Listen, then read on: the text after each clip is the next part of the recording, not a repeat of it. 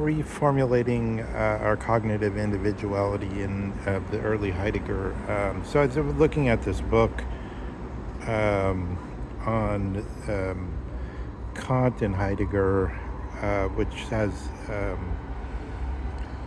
the title is something like Violence and Charity in Kant and Heidegger. And in the beginning of the book, we're going through sort of a roundup of what the author thinks is the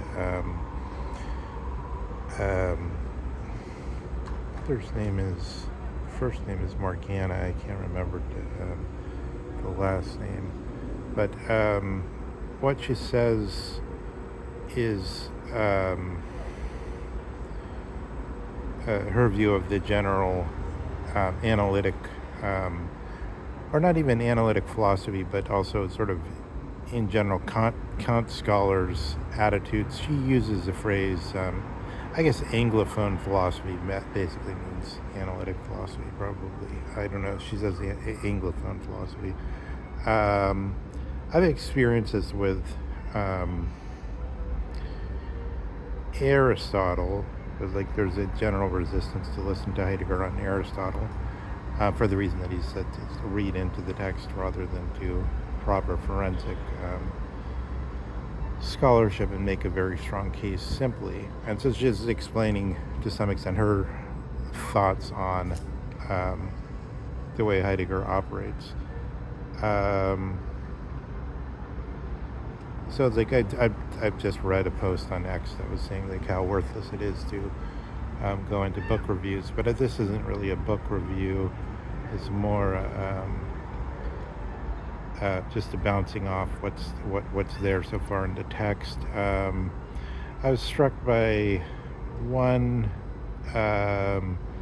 basically the absence of casting this as a matter of presentism or historicism, but rather saying, which basically I think misses the essence of what Heidegger's doing, Heidegger's way of reading text. But because if you accept that there's presentism, as everyone sort of does, so far as I know, like almost all historians accept, at least in America, accept some kind of presentism, at least in the sort of soft sense of like every reading of every investigation into the past happens right now in the present, and then therefore certain things follow from that. If you start that way, then you see Heidegger's quarrel, if you like, with what he says is the work that belongs specifically to philologists. So philologists, classical philologists, are it used to be in the 19th century that it was said these are the guys that keep us in contact with the model, with the how to live, as it were, because we want to know things like what Cicero discussed in the Tusculan disputations. So some of the founding fathers, like Franklin, said this is what they meant by the pursuit of happiness, is that you would read texts like the Tusculan disputations, and then you'd sort of try to order your life in that way. And then part of pursuit of happiness meant that you spend a certain amount of the day reading these texts and reflecting on them and sort of trying to see if the way you were living actually lived up to them. And so that we could see like classical philology, if it slips into mere antiquitarian sort of upkeep, then like here's this text, we want to be able to present them in contemporary language, like the latest Odyssey outing, to say we want something fresh, like to say that Odysseus is complex rather than I think the word is like pronounced totally against the way you would want to pronounce it for meaning. It's like polytropos or something like that. I don't know. You have to look it up, but you could easily find that out. Just asking Grok or something what's the proper pronunciation. But I mean, if you pronounce it for the meaning, then you get polytropos, and then you could see like why it's translated as many-sided or um, and so it's like we ask like, does Homer think? You get sometimes metaphors which tell you what this words like polytropos mean. I mean, we could derive it by saying like yeah, poly is many, and then tropos, tropes. It could mean sides. It could mean somehow themes, as it were, somehow. Demand of twists and turns, many-sided, and complex has become popular, I think. And not just from that one translation, but it was already, people were doing that in different contexts. Like in the context of the issue about the metaphor, that's what I was trying to get to, the metaphor of Odysseus on a complex octopus, who's a versicolor octopus, which changes color depending on what stone it's gripping. And that tells you something about the supposed sense of the many-sidedness of Odysseus. But are these all just like sort of like aesthetic stuff? Like, or is this trying to get us to a scientific theory of, so, like, say we're trying to find out how to do what they do in Tibet and choose the Dalai Lama? Is it getting us to a scientific theory of how we can identify somebody like Odysseus, and whether it would be good to identify them, and whether this is the kind of what's the use of this type of person?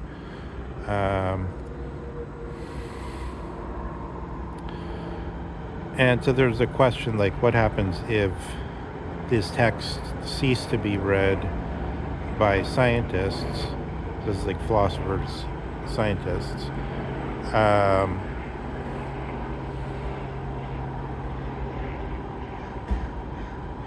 Wissenschaftlers, or scholars who are meant to keep the tradition open for the sake of being able to say this is how the truth was propounded by people in the past and this is what they thought,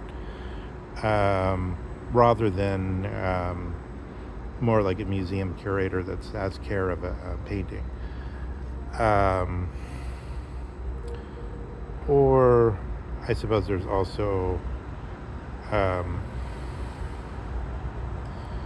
simply from the scholarly point of view, a scholarship which only, so I guess that's Heidegger's main point, like there's a scholarship that only tries to get the most correct version, and that's, and this is to say like, what was Kant actually thinking?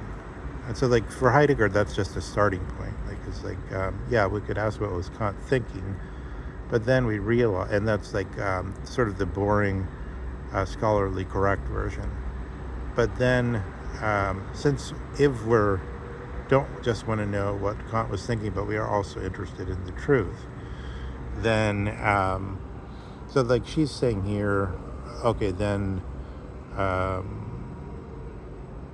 think what she's saying is in a way, okay, then if Kant got something wrong, we'll try to get it right. But I think one has to say it's more like what Heidegger actually claims is different. So like what Heidegger claims is it's more like the Rosa Luxemburg thing, is like Kant got something started, which then produced a situation where then out of that situation, somebody who could sort of start to move there based on what Kant built up could have this, it has this capacity to be developed, the so-called Entwicklungsfähigkeit.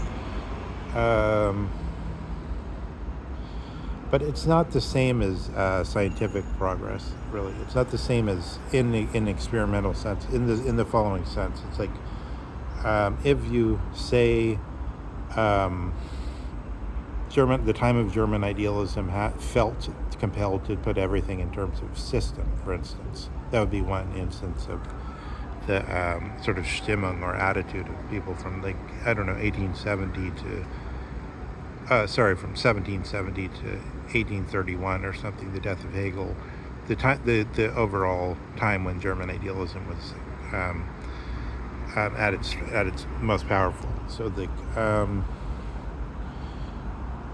system, and then you could say, okay, is it that everybody at that time, Kant, Hegel, Fichte was had a lot of trouble, but in a way he wanted to be systematic.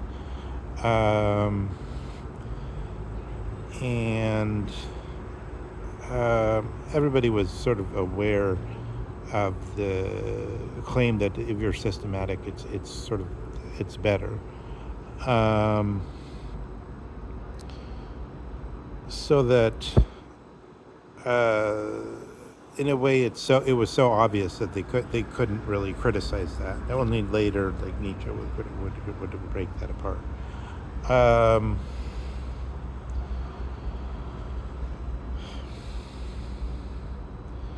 But so if you're operating on certain things that are they're so close to you, you can't really question them, then you're pointed in a certain direction, which is a particular direction. But just because you're pointed in that, what later on Nietzsche would call that particular prejudice towards system in this sense, then you discover certain things that you wouldn't have discovered otherwise, or you bring out certain things that you wouldn't have brought out otherwise. That's what Heidegger's pointing to. So it's sort of fateful.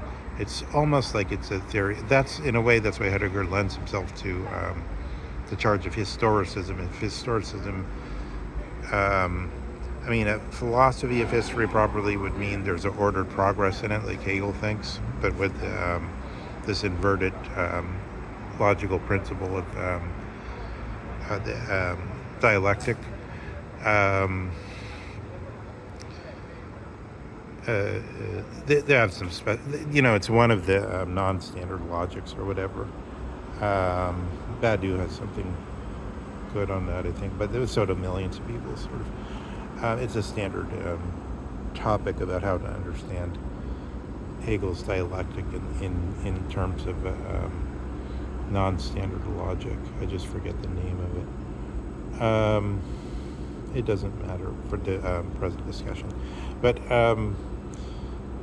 so you say you get something like, to give an example out of Kant, that Kant says this old way of saying that philosophy can be divided into three parts, into the logical, the ethical, and the and physis or nature. And then Kant, because he's preoccupied with the sort of canon or the standard of systematization, rather than simply observing things and say, here's one thing, here's another. He wants it all to be congealed, and he says, well, but what's the principle? How are these three things that have since antiquity been accepted as the three main divisions of philosophy, how do they fit together? So he brings out something, and then he doesn't answer it, but he brings out something that only came out because it's pointed in a certain direction and so on. And then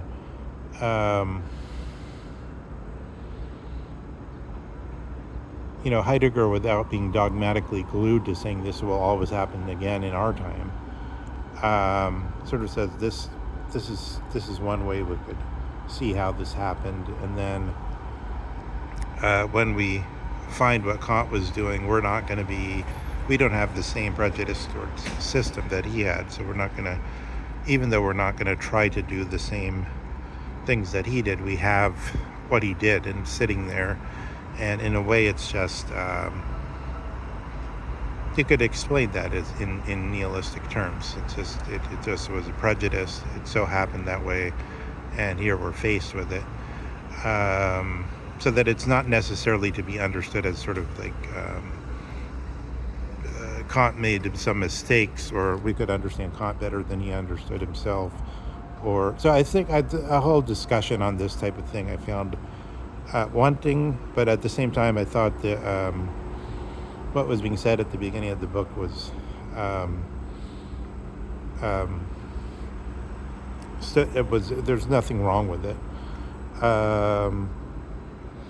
and it described quite a few things that were productive, or it's sort of like made things were helpful. So I think this question, let's look at it. Let's look at this question of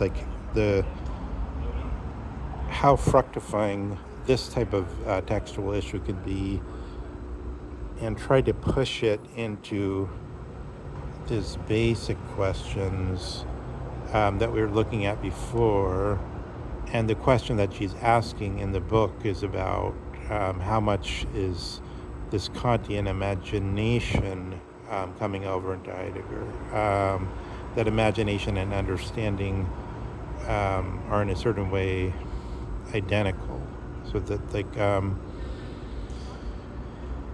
I mean, it's interesting in a way to look at this, to sort of orient ourselves just in a general way, in that we have this theme of Hume, right, which is that a lot of things we can't really point to, such as causality. And according to Piaget, he said, much later, of course, but according to Piaget, he says he can observe that young children don't yet have the concept of causality, of number, of time. And this is one of the interesting things in Oppenheimer, by the way, not the film, but in the actual Oppenheimer's. I think all his thinking, he superimposes Kant and this type of basic claim about the space, which is sort of observable in small children before they become conceptualized, of existence, which then he superimposes over the problem of the move from sort of I guess Einstein to quantum physics. That's very interesting, and also it touches on the question of how cogent, in terms of basic questioning, this type of questioning, which also become problems for readings of text. So is there a correct way to read the text, or is it that since we must bring something that's not of the Kant's thinking to Kant, so that there can't be a strict philological reading, which is a really serious reading, because we're not oriented in the way Kant is oriented. We can't really, at bottom, know. If Kant were here, you could just tell us sort of, oh, this is what I was trying to do, and yes, I was trying to solve. But it's sort of he's oriented in a different, in a hazily, in a totally different way, because he's interested in things like working out ultimate questions about how to behave, or ethical questions, alongside the picture of how the cosmos operates. Whereas a lot of people that deal with Kant, since they're basically oriented towards a sort of scientific, technological view of the world, can't really enter into that way of thinking, even if they try, because it's the way one thinks is too close to ourselves to really question it. And then, if it were accepted that there is no true philological, there is no true, so if philology means sort of just getting as much contact with Kant as we can, or with whatever the thinker as we can, then you actually do it better Heidegger's way, because you don't try to force the correct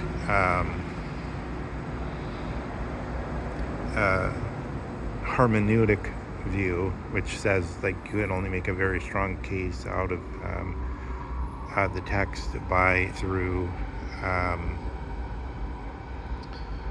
forensics, through treating it as everything's there, and you just build up your case out of the text. I mean, that's obviously not true when you look at how philology actually operates. It's like a few guys, say like that guy Greg Naj that does the Cosmos Society. Is getting very old now, but he just did an interview on some podcast.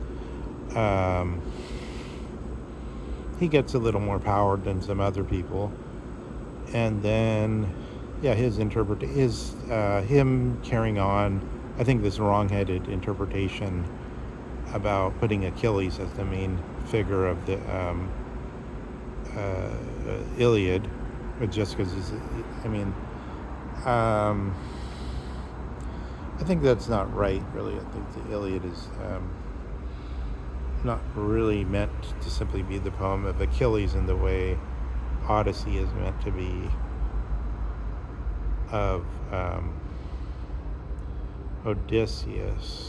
And also, I think that could be proved historically. That's like sometime in like the 18th century or something, that type of interpretation became more powerful.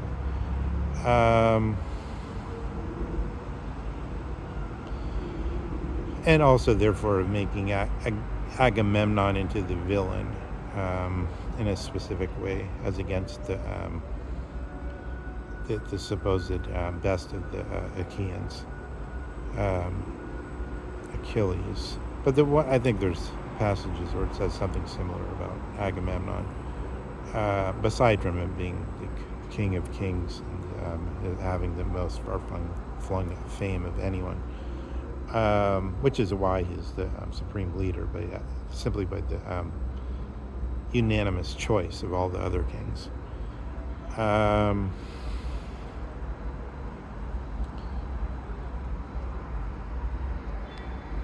So you get the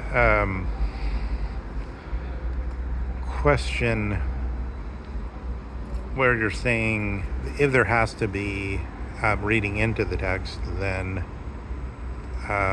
why don't we just admit that and do it? I mean, just say that's what we're doing because we have to do it. And then admitting that what we're doing is sort of like seems superior than pretending that we're. The same questions come in a transformed way into the whole legal system, right? There's always this whether there can be true judgment about how to apply principles or how to apply laws to cases and so on, the casuistry and so on. Truth and interpretation. Ronald Dworkin lecture, which is a nice treatment of that.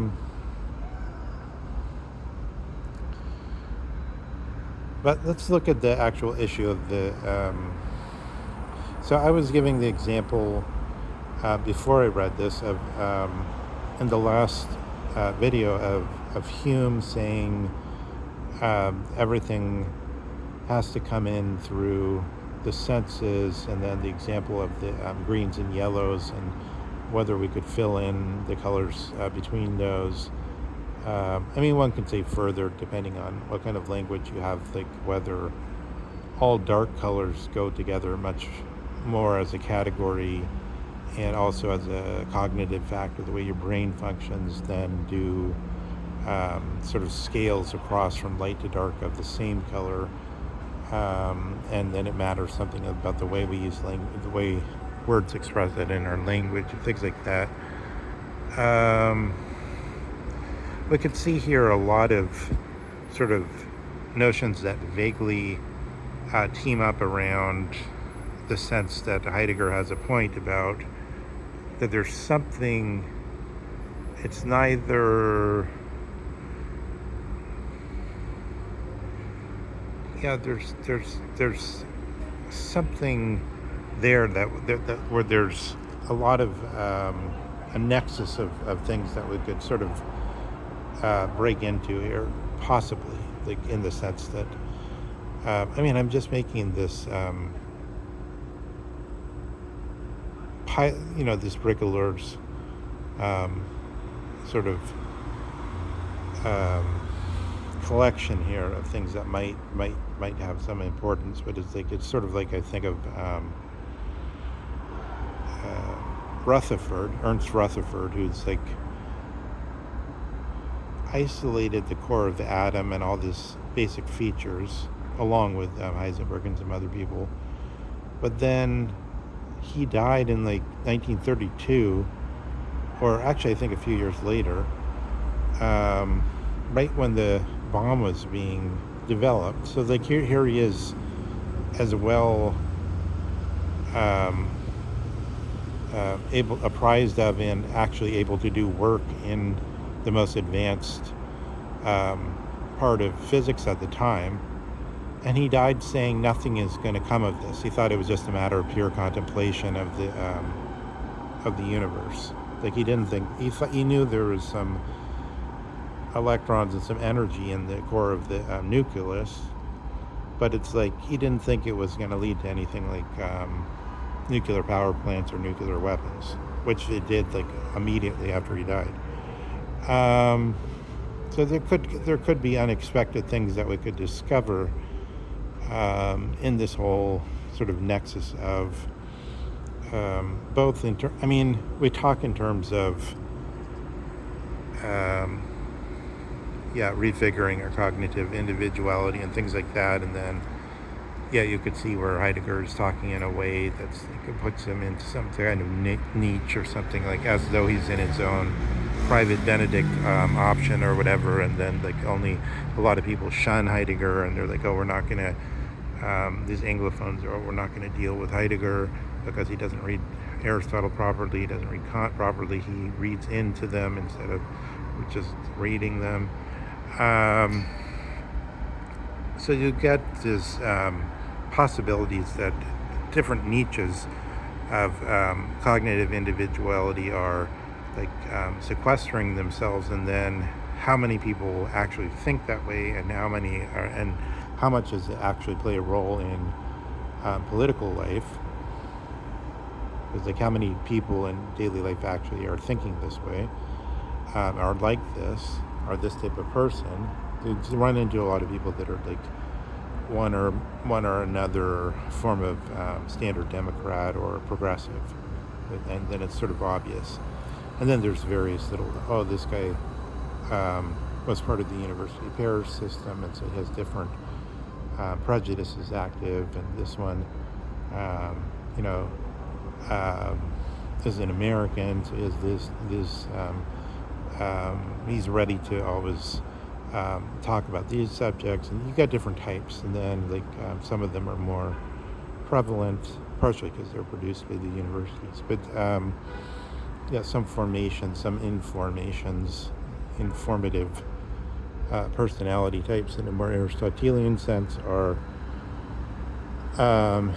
in existence, and then you wonder if how far can we stay with questioning if questioning would bring us too far out of the political community, and then like make us, how much do we have to be more, I suppose, more like Strauss and less like Heidegger? That was in a certain way that I would divide it that way, just to give a simple example. Because like Strauss is more concerned to address, here's the ideas that control the actual like course catalogs in the university, and we have to pay a lot of attention to them. Like the Max Weber's version of Max Weber and Georg Simmel's version of the fact-value distinction, and how that plays a big role in I think in Strauss's time there was more of a strict divide between political science, which had pushed political philosophy out, so that Strauss was always a little bit embarrassed to have to explain why it was necessary to read ancient text in the social sciences, which were supposed to be scientific. Why should we be reading Plato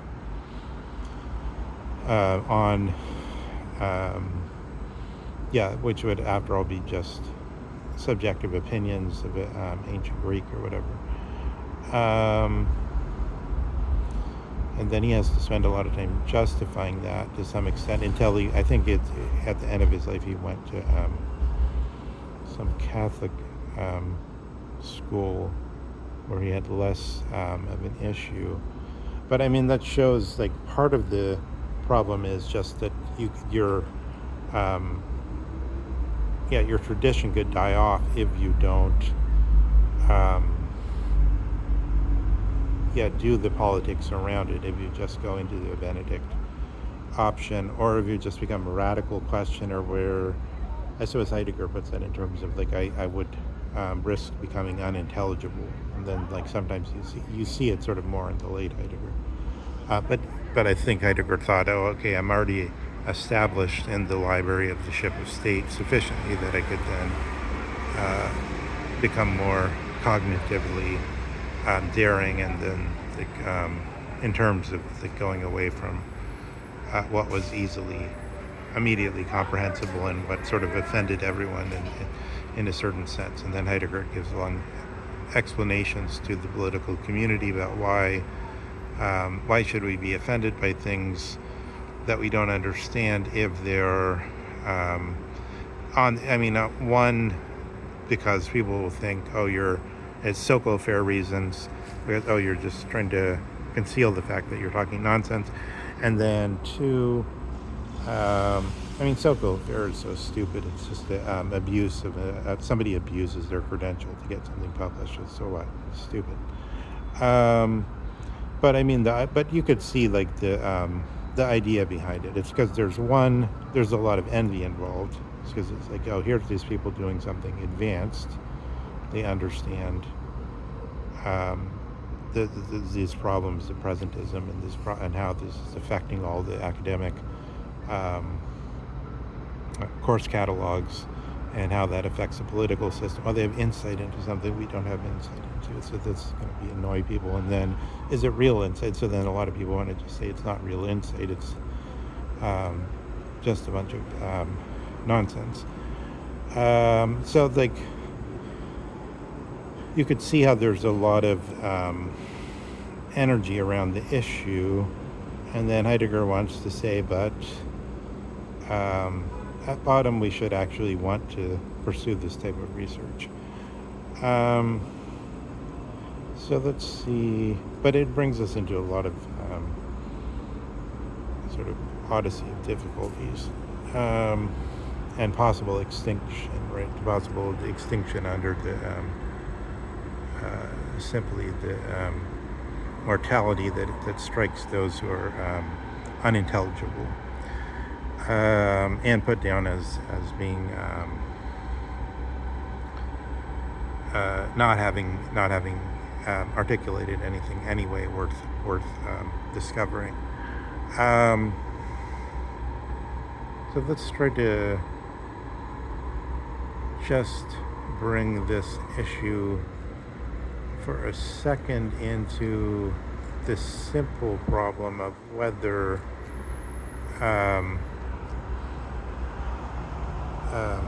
the dream and imagination and perception are all sort of overlapping. So that's like one just claim, like whether, it's said, for instance, that anything that happens in a dream can be given on a monitor. They have actually a facility on the other side of the campus that does it. And in some crude way, they do that, but I think there's a lot of problems. Like there's certain activity in the brain, and it can be translated into colors, into images on a screen, which are more or less, to some extent, visible. That was topical for years. That was in the one of the I think at the Prometheus in the film. It was seen as something that would be done in the future. I haven't heard a lot about that recently, actually. I maybe I've looked into what the state of it is, and under AI, it would be. It probably caused Alex Jones to have another sort of full-scale bunker insanity episode, because if you think of the possibility of AI as monitoring our cognitive activity, say we're just walking by, it can monitor this is what this guy has in his imagination, and we could show it on a screen. From what they claim, it's actually not only possible but already happening. But I don't know how good. I don't know how primitive it is. Again, how reliable it is, and also what all the points where it may be. I mean, there's so many points where you could go wrong with this type of, just in the reasoning of whether it's really a reliable image of what's happening and things like that.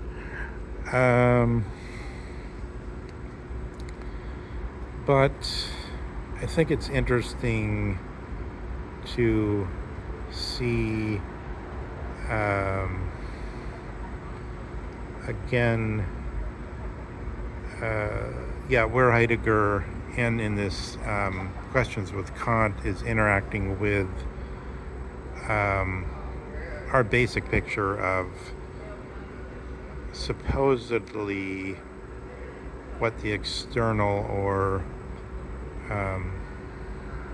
I forget, I think John Searle, who was sort of like one of the leading sort of stupid, unreflective representatives of Cartesianism, calls the brute facts as opposed to sort of the human altered facts.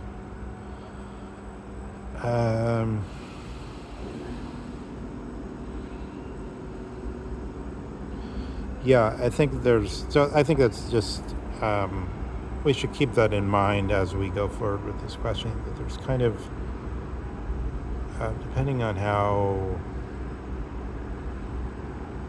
we should be able to thematize it more clearly. This is again, it's sort of just like Brigeler's mess of things, but I think there's a superimposition of all these issues, like what the standard of reading text is with respect to reading into text, or whether you always have to read into text, or whether you can strictly read out of text, and there's basic questions of physics and all these questions cathected around the problem of transcendentalism, the problem of like what does it mean if we say, let's just end with that sort of a juxtaposition with Kant and the questions of the physical eyes. So it's clear, so like what's the question of transcendentalism? It's a question of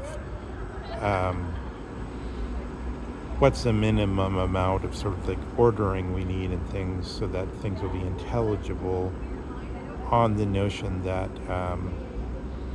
we don't just read these things out of the world, because, and then we have those proofs, supposed proofs from Piaget, that kids don't see things in terms of causation, in terms of number.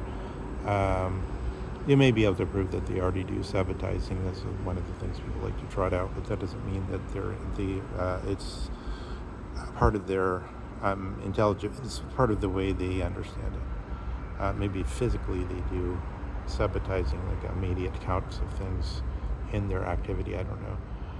That's a side question. And time in general, like whether they have a sense of before and after in general. In a way, that's a space prior to any of these transcendental a prioris of sort of cognitive necessity for any intelligibility at all, which would be the standard, which you would need something like that in order to build up a science.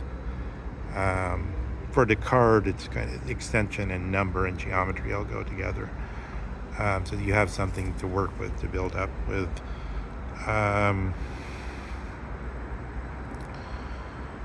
However, this sort of like presents it sort of hazily, like as though it would just be a matter of like missing the material, and then if once you got those concepts, you would have safely built up. I think there's also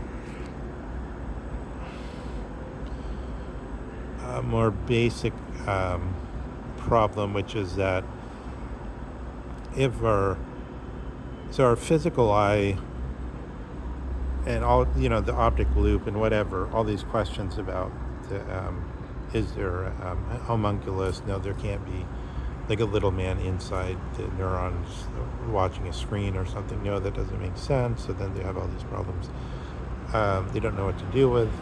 But I think one can say it's good that people and physicians studied those questions for the reason that when the physical eye or the optic loop breaks down, then we can't see, and then you could learn how to fix that, and then we can see. So it has that strong meaning. But what it is that we're seeing at all, such that then you could say there's defect in this type insight, something's gone wrong in it, has somehow a different basic standing.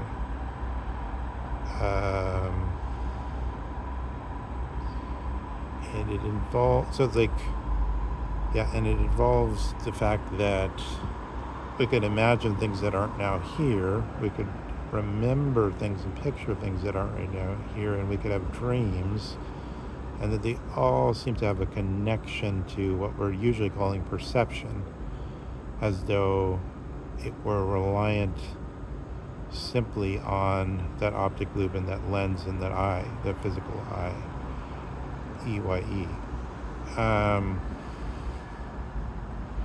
There's a series of questions there where one wants to try to probe and see sort of where's the we're on solid ground to investigate further, and where it's just a wrong direction or fantasy. But again, that's sort of like why I mentioned the thing about Rutherford. Ernst Rutherford is like, it's as though he thought, as many did at the time, that this is just a German mysticism about unleashing the power of the atomic bomb.